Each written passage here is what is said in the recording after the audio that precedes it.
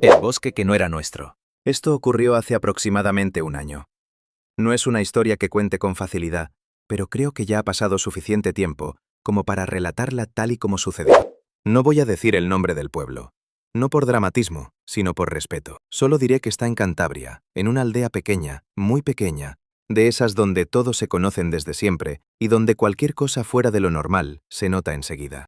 Es un lugar donde apenas hay farolas, donde la noche es completamente oscura y donde el silencio no es algo extraño, sino parte del día a día. Tengo una casa allí desde que era niño. He pasado en ese pueblo la mayoría de mis veranos. Conozco los caminos, los montes, los sonidos del bosque. Sé diferenciar a un jabalí de un corzo solo por cómo rompen las ramas. Sé cómo suena el viento cuando baja del monte y cómo ladran los perros cuando pasa algo raro. Por eso lo que ocurrió aquella noche no encajaba con nada de lo que yo conocía. Ese verano estaba con mis amigos de toda la vida. Somos el mismo grupo desde hace años. Todos cazadores, todos con licencia de armas, todos acostumbrados a movernos por el monte de noche. No somos gente que se asuste fácilmente ni que confunda sombras con fantasmas. Siempre hemos sido bastante racionales. Aquella noche eran alrededor de las 3 de la madrugada. Hacía mucho calor y no teníamos sueño. Estábamos charlando, sin hacer nada en particular, hasta que a alguien se le ocurrió ir al parque del pueblo. En realidad no es un parque como tal. Es un descampado con una portería vieja y una pequeña cancha de fútbol que hicimos nosotros mismos con el paso de los años. Está rodeado completamente de árboles. El bosque empieza literalmente a unos pocos metros del campo. Fuimos andando, tranquilos. No había nadie más despierto. Al llegar, empezamos a jugar un rato, iluminándonos con las linternas de los móviles apoyadas en el suelo. Hablábamos en voz alta, nos reíamos, gritábamos cuando fallábamos un pase. El ruido rompía la noche, pero no nos preocupaba. Era algo que habíamos hecho muchas veces, hasta que de repente todo cambió. El silencio no llegó poco a poco. No fue como cuando el ruido va bajando. Fue inmediato. De un segundo a otro, desaparecieron todos los sonidos. No se oían grillos, no se oía el viento, no se oían perros a lo lejos.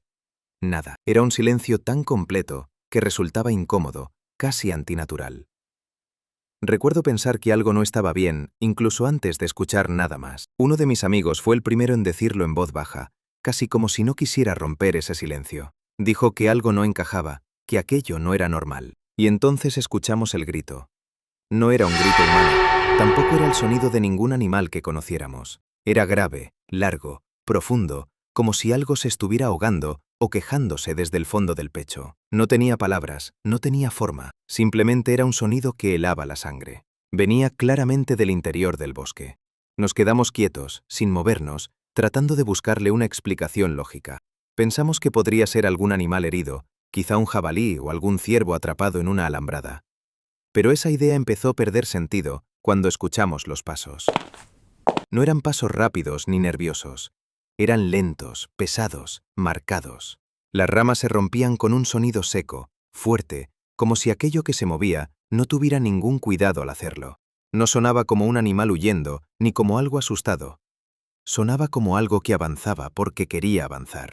El grito volvió a escucharse, esta vez más cerca, mucho más cerca. Ahí se acabaron las bromas. Sin decirlo abiertamente, todos pensamos lo mismo. Fuimos hacia el coche y cogimos las escopetas que llevábamos. No lo hicimos por valentía ni por ganas de enfrentarnos a nada.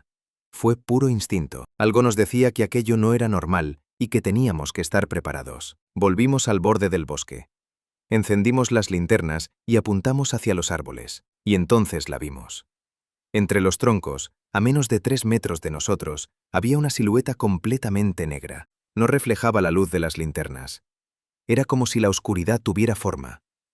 No se distinguían rasgos faciales, ni ojos, ni boca. Solo una figura alta, demasiado alta para ser una persona normal, pero sin exageraciones. Aproximadamente como 2 personas, una encima de la otra. Estaba completamente inmóvil. No tenía ojos visibles, pero todos tuvimos la misma sensación. Nos estaba observando. No hizo falta decirlo, se notaba. Uno de mis amigos murmuró que eso no era un animal y nadie le llevó la contraria. La figura dio un paso hacia adelante. El sonido que produjo fue extraño, como si el suelo se quejara bajo su peso. No fue un golpe seco, fue algo más profundo. Uno de mis amigos levantó el arma y apuntó, pero no disparó. Nadie gritó. Nadie se movió. Yo sentía las manos temblándome, el corazón acelerado, pero era incapaz de apartar la vista de aquella cosa. No corría, no atacaba, no hacía gestos bruscos. Simplemente avanzaba despacio, con una calma inquietante, como si supiera que no tenía ninguna prisa. Entonces ocurrió lo que terminó de romper cualquier intento de explicación racional. Desde otro punto del bosque, escuchamos exactamente el mismo grito. Eso significaba una sola cosa. No estaba sola. En ese momento no lo pensamos más. Dimos media vuelta y corrimos hacia el coche. Arrancamos y salimos de allí lo más rápido que pudimos. Mientras nos alejábamos, algo golpeó el lateral del vehículo. No fue un impacto fuerte, pero se notó claramente. Esa misma noche abandonamos el pueblo. A la mañana siguiente regresamos, ya de día, acompañados por más gente. Revisamos la zona con calma. No encontramos huellas claras en el suelo, pero sí vimos árboles rotos a una altura que ningún animal de la zona podría alcanzar. No había una explicación lógica para eso. Lo más inquietante fue el comportamiento de los perros del pueblo. Ninguno quería acercarse al parque, ni siquiera forzándolos. Se detenían, gruñían o simplemente se negaban a avanzar, como si algo allí les provocara un miedo instintivo. Desde entonces, nadie juega allí de noche. Yo tampoco vuelvo solo al monte. Y no es por lo que vimos, es por lo que no hizo. Porque nunca nos persiguió, nunca intentó alcanzarnos, como si solo quisiera que supiéramos que estaba allí, como si aquella noche alguien o algo nos hubiera dejado claro que ese bosque no nos pertenecía. Y desde entonces, cada vez que paso cerca de ese lugar, tengo la sensación de que sigue allí, observando, esperando y recordándonos que no todo en el monte es nuestro.